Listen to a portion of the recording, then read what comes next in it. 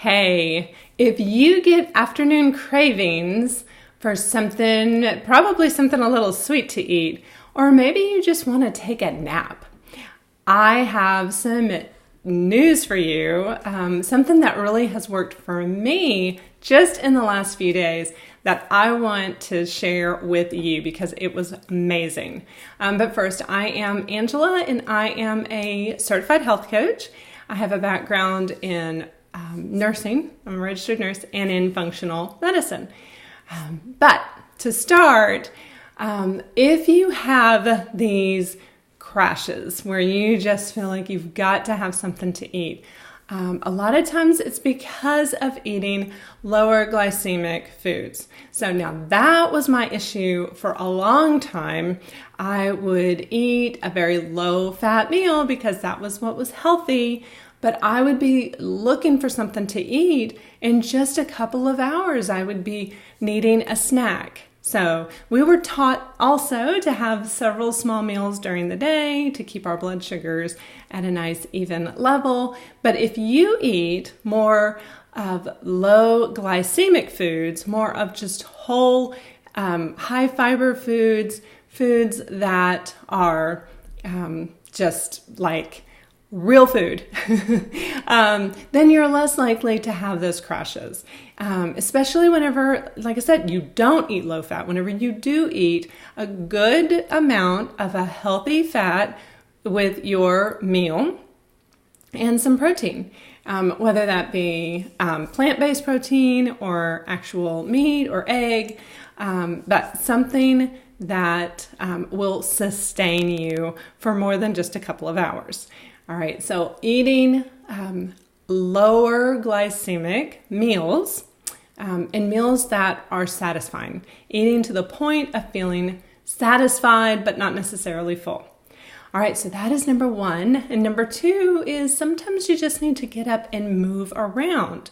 So it is true that we are sitting a lot, and a lot of times I am just sitting at my desk and doing my work, and I would get tired. And so I would get up and walk around. Maybe if you can do some stairs, go up and down a couple flights of stairs, or just walk around the building or walk around the block to get you moving. That can help to decrease the cravings even, but definitely it improves the fatigue, that feeling of just tired, feeling really tired.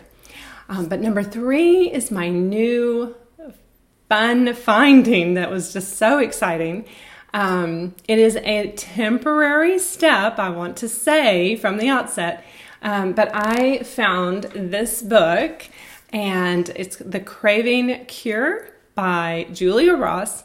So this is amazing. I highly recommend it. I'm going to be buying it. As you can see, it's still the library book, but I want this in my library because it's so important to help people to get past that first initial stage of having the cravings, because it's an immediate actual effect. So what we need is some amino acids to help us build neurotransmitters. So if you're a fatigued craver, she lists 5 different types. Fatigued cravers do well a lot of times with L-tyrosine. So tyrosine is the amino acid. It's a non-essential amino acid. That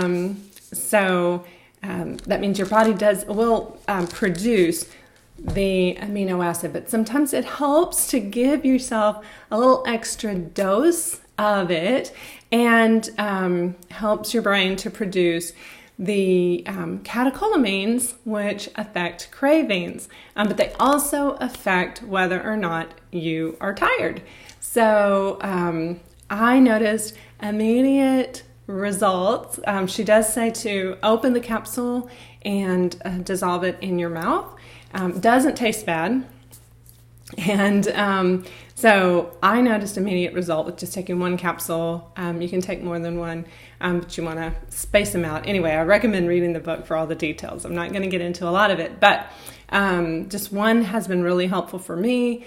And my husband tried it, and he's seen it to be really effective. It also helps with focus, helps you to be more focused, as well as not feeling drowsy, as well as preventing the cravings. So one of the ways that you know what the cravings are is the symptoms, not just the way, when you have a craving, but the other things you might have along with it. And for me, it was that just wanting to take a nap and feeling kind of brain foggy.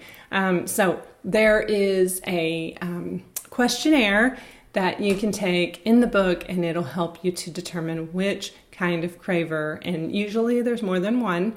And so there's maybe a couple of amino acids that you can take. And then you start to eat more protein, make sure you're getting plenty of protein in your diet, and you make sure you're actually digesting the protein. And that's something that I have been working on for a while as I've been healing my gut health. I do take a supplement that helps me to digest my protein better in the stomach, some betaine hydrochloric acid, HCl. And apparently I still need that, and I may need to increase it. I've been kind of cutting back lately.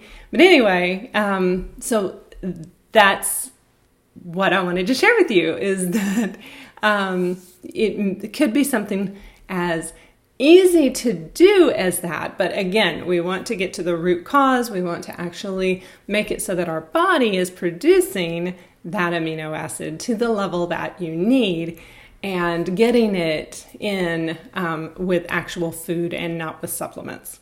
So I hope this is helpful. I really encourage you to look for that book, and I will talk to you again shortly. All right, bye for now.